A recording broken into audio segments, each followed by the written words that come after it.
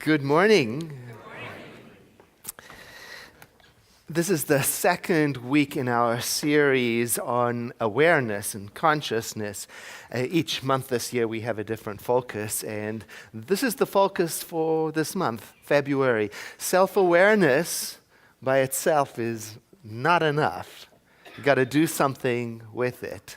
That's what we've been talking about. There's a power for good in the universe, and you and I can use it or not.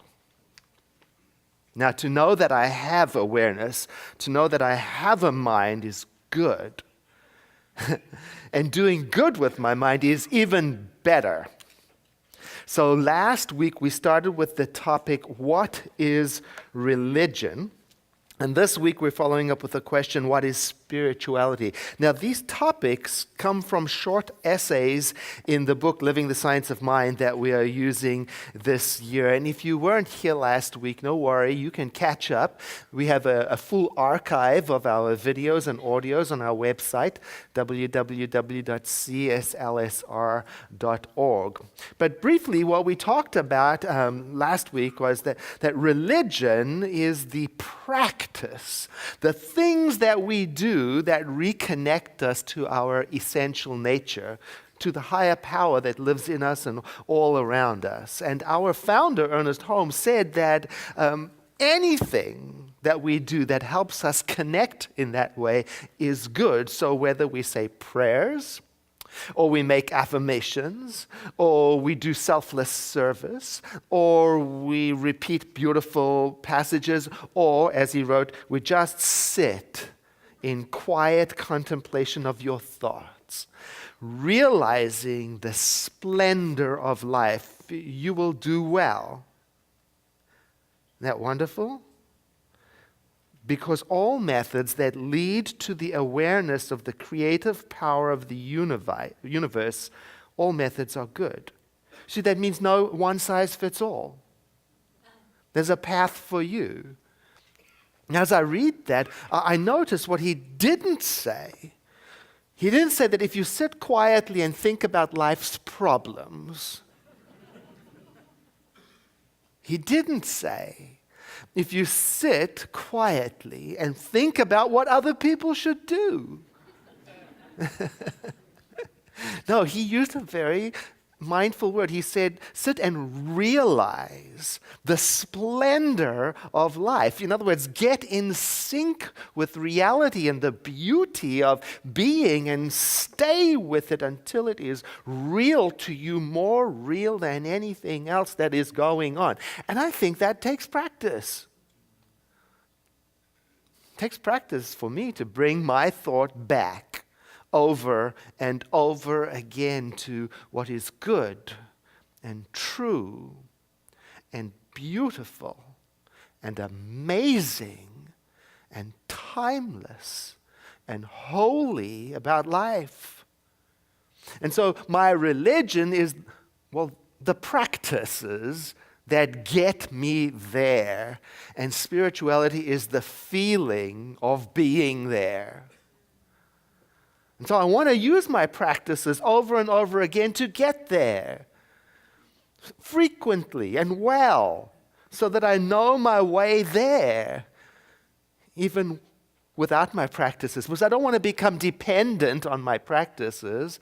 I want to become so familiar with my heart's natural home that it is as real to me as can be, more real than anything else. Again, my religion, my practices to get there. Spirituality, the feeling. Now, what is that feeling? Well, that's a little more complicated because it's so personal to each person. It's difficult to describe. But I can tell you what it is to me, and maybe that will help you know what it is to you. To me, spirituality is a feeling of everything is going to be okayness, no matter what is going on. And it is a feeling of awe and wonder I'm trying to think of examples, and I was thinking about that time when I climbed to the bottom of the Grand Canyon, and I wasn't physically prepared to do so. When I got to the bottom, my calves, I think I must have pulled them out. I was so sore that I couldn't climb back out. I had to wait a day longer at the bottom of the Grand Canyon. And I remember there sitting on that beautiful, massive river, watching it as all the water flowed by, and it occurred to me how vast nature and life was. And in a moment, I realized the vastness and the awe of that moment in nature displaced the pain. And for a moment, it was as if I realized this awe had always been there, but I'd been distracted by the pain. I'm thinking about sometimes when we prepare to begin a class at the center, and we'll all come from wherever we've been, and our minds and our thoughts are in different places, and we take a moment to invite silence so we can meditate and pray. And it takes a while for everything to settle down, but then there is this moment in the room, and it's as if everything locks into gear. And you can feel it. There's this silence, and it's, that moment when we realize we didn't bring that silence in. It was always there. And it feels good and peaceful. Or I'm thinking of these spiritual pilgrimages we go to different places in the world, like the one in Bali, where we'll start every morning and we will recite 108 times one of the most sacred prayers of Hinduism. And it takes a while, because in the beginning the chanting isn't together, and it sort of fits in. There's this moment it locks in, and it's all together, and it's as if all the worry and stress is sucked out of the room. And then after the chant, there's this beauty, very quiet, and we realize it was always there. It was always available.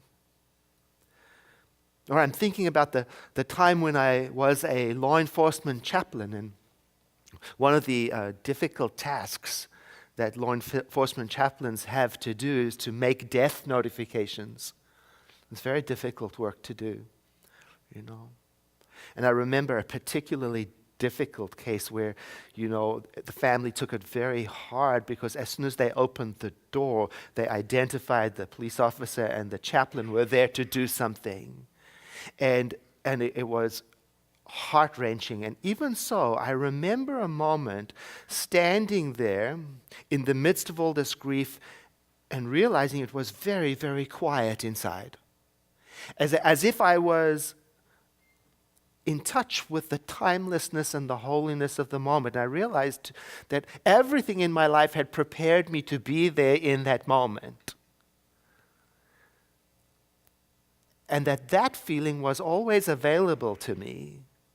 And it helped me to be present for the family. And now that I have felt that silence, that awe, that meaningfulness, I can remember it. I can remember that all oneness. I can call upon it when I'm stressed. I can return to it when I'm dealing with loss or frustration or difficulty. That's something what the feeling of spirituality is like. And in Living the Science of Mind, Ernest Holmes writes about it, and he says, spirituality is rather an elusive thing.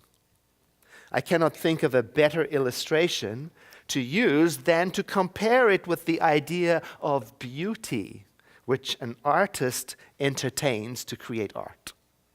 Now, we do not say that the artist has great beauty. We say that they have an appreciation for beauty. The artist feels the beauty, or senses its presence, and to a degree communes with it. In drawing it, he writes, into their own soul, that they might outbreathe it through their art. No, I like this metaphor. The beauty was always there.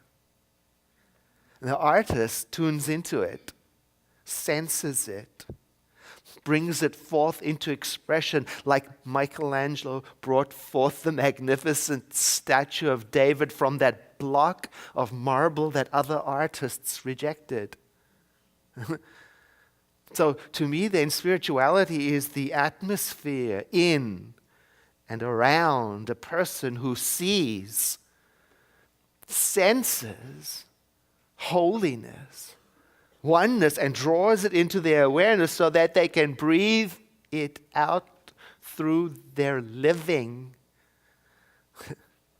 Whether they're falling in love, rebuilding a home, helping a friend or a neighbor with a tragedy, writing their first resume, whatever they're doing, some part of them remains aware, rooted in the divine, aware of that quiet, holy, timeless zone inside.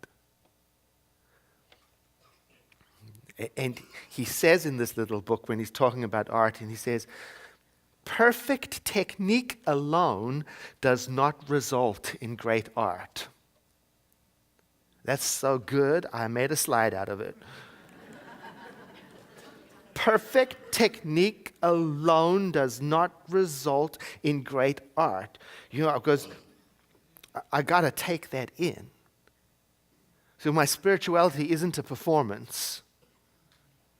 It's not a perfect performance. I'm thinking of a master class that I attended when I was studying music. In a master class, the students come and present themselves, and the master listens and interacts and makes commentary. And I remember this one student got up before the master and performed a piece technically perfectly. It was literally, and it was a very difficult piece to perform. And when he was done, the master said, "Thank you, next." And there was this moment, and the student said, "Do you have any feedback?" And I remember clearly the master said, "I can't teach you anything until you love the music." Whoa. You see, you gotta love the music for it to play, for it to come alive. You see, it was flawless what the student did. It was flawless, but you might also say it was heartless.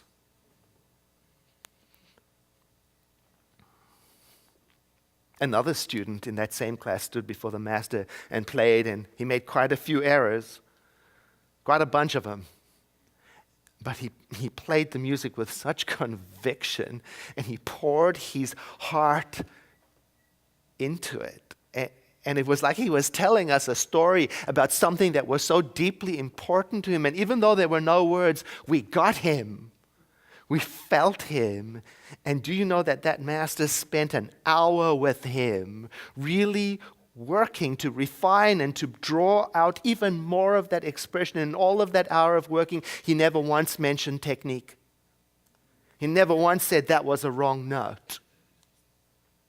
See, I got to take that in because it's the same with this thing called spirituality. See, spirituality is not simply a prayer or a meditation that is well done. No. It's real, and it's a feeling. And again, what is that feeling? Well, it's hard to describe, but it is most like love. Also, when you say your affirmative prayers or you make your meditations or affirmations, you got to be in love with it. When you say your affirmative prayers, you got to love it for it to come alive. It's got to mean something to you. You have to pour yourself into it. So we were talking about Wednesday night wisdom. Those free classes, 1 hour, you're welcome to come. We were talking about how important it is for you and me to get our concept of God, our higher power, right with ourselves. We got to believe what we're saying. We got to get excited about it because affirmative prayer depends on that. So it doesn't matter if you've got the technique of the 5 steps down, if it doesn't mean anything to you. He writes in Living the Science of Mind, and this is just a short 2-page essay. He says, there is a vast difference between spiritual consciousness and religious dogma or logical arguments. It's an essence diffused. It's a consciousness transcendent. It is a faith that has passed beyond the point of argument into consciousness. Oh, that's good. You know, to be around someone who's defenseless about their conviction and faith. They have no need to convince. They are what they believe.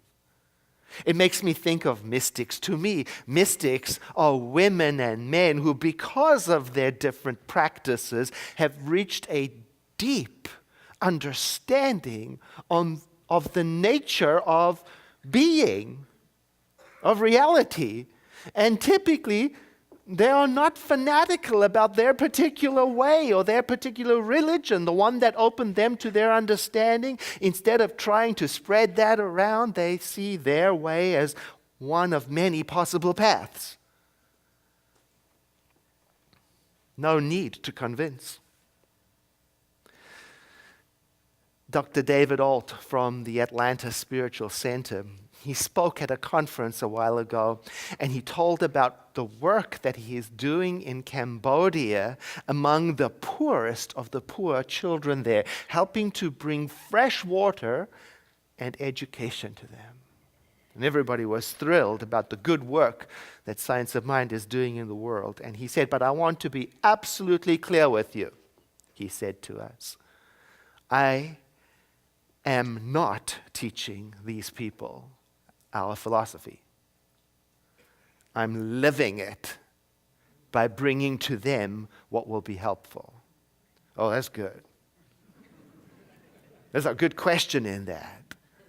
How am I living what I'm learning about the true nature of my spiritual self? As I awaken, as you awaken to the truth of your spiritual being, what difference is it making to your friends and your family and people on the street? Is it leaking out of your eyes and your love? Is the story of your love affair with being pouring out of you? You know, people who are that in tune with their spiritual nature are not always understood because you can't control them. And they are less interested in religious rules than they are in the experience of oneness and love. See, they don't think the rules are holy. They think the result is holiness. I call people like that mystics, in tune with the mystery of life. And mystics can come from all and any traditions. You could be one too. And if you were, you would have absolutely no desire to bring other people onto your path.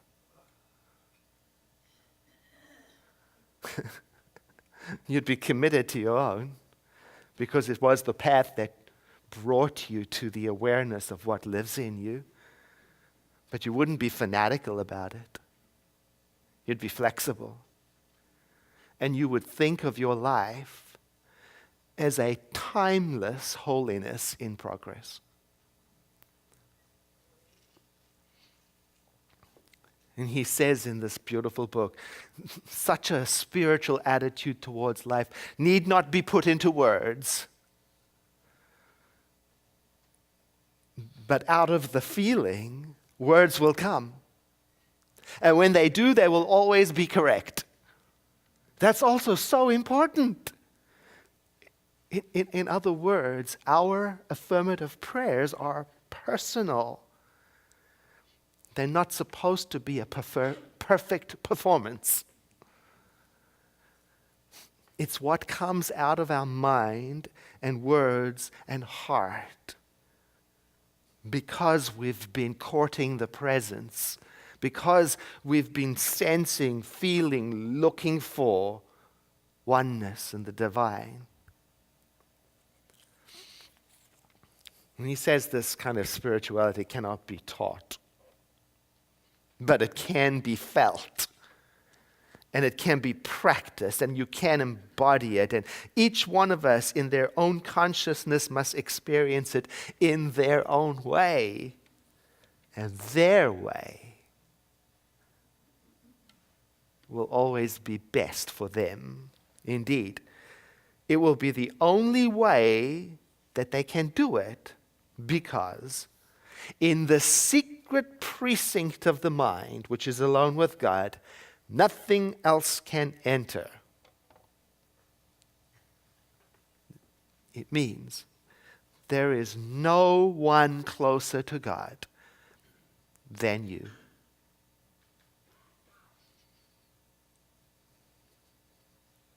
If anything, what your invitation is to love that, to love hanging out with God in the silence of your own heart. It's up to you to develop an intimate relationship with your higher power. In my little book, Ordinary Goodness, on page 190, I wrote about mystics. I want to share this with you. One of the qualities of mystics is that they do have a personal, intimate relationship with their concept of divinity. And intimacy takes time. A close relationship with divinity, like an intimate relationship with a person, takes time and requires steadiness and consistency. You have to share yourself. You have to show yourself. You have to be consistent. You have to be present. You have to be transparent and caring. You have to provide that for intimacy to grow. It's the same with developing a relationship with your concept of divinity, or with life, or with your higher power, or with whatever you want to call it. You know, you can ask yourself, like I am, what can I do today to feel closer to holiness? Or what can I be today to express more of what life has birthed in me? What can I say today to bring more goodness into being? What can I know today that will keep me in close personal contact with the divinity of my being? And Ernest says, in Living the Science Mind, do not wonder whether or not you are spiritual. Rather, accept that you are. In a sense, he writes, you had nothing to do with it. It's just your nature. That's amazing. I did not create my spiritual nature, and you did not create yours. You didn't earn it through acts of kindness and charity.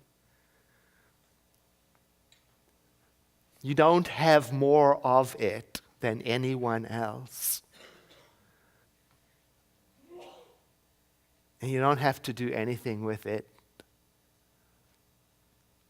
Or you and I could make it, our spiritual nature, we could make it the thing that our life is centered on, that we draw upon for guidance and direction.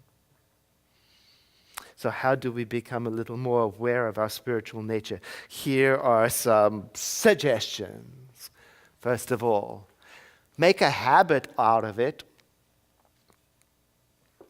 by turning whatever you do into a daily thing. Choose something and do it. Whether it's affirmation or prayer or meditation, stick with it. Make it as normal a habit as brushing your teeth. Do it religiously without being superstitious about it or controlling or trying to make other people do it. Do it for you to help you find the way to your heart. Second, practice thinking thoughts of goodwill to all being. In other words, start a habit of thinking kindly. Try the people around you first. And you can use whatever form of prayer or meditation you're familiar with or accustomed to, but if you have none, simply think about the people in your life kindly.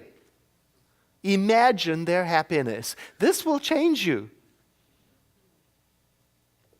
Third, practice being extraordinarily kind, more than normal, much more than normal. The extra mile. Well, kindness takes subtlety and sensitivity and sincerity, because kindness is not the same as make nice. You can make nice and still not care about the other person. No, you have to be sincere to be truly kind. And through that sincerity, you will begin to feel and see what the mystics are talking about when they say all life is one, connected by a thread of holiness. And practice being present. The opposite of sleepwalking through life. And I think the way to do that is to take time to be alone in silence. And I think the most pleasant place to do that is outside in nature. But if that's not available to you, all you need is a place where you will be undisturbed for 5 to 15 minutes. That's all you need, 5 to 15 minutes, to develop a habit of enjoying the present moment. And during that time alone, you try to notice your environment around you and inside of you, and more than notice it, to pay attention to the stillness, to the timelessness, to the love, to the beauty that was always and already present. Now, for our practice today, I brought along 365 Saints of Mind because I want to recommend it to you as a place to begin. It's a meditation for every day of the year. And today's I invite you to breathe in and to exhale, letting your eyes close. Let your consciousness rise above the sense of separation from the power of God. And in just a few moments, you will feel as though you were sitting in the midst of an infinite sea of flowing life.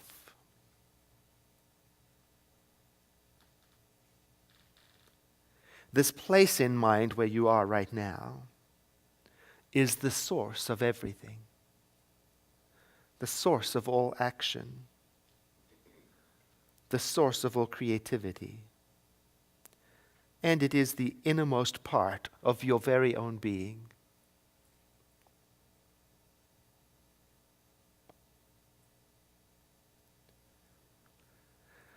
Just as a plant turns to the sun, your thoughts turn naturally to the power of creation and draw it into your own being. In this act of meditation, you are not losing your identity. You are becoming more self-aware than ever before. You are conscious now in a larger way. Conscious that whatever you put your thought to produces definite results in your life.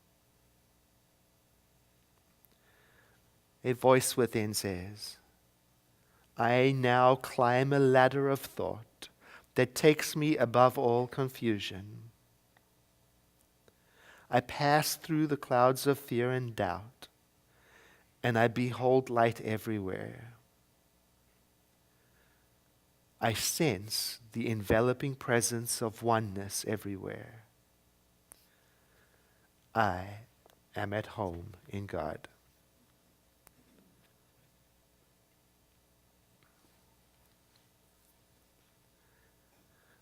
And then I invite you to take another deep breath and to exhale as we bring this moment of contemplation to a conclusion.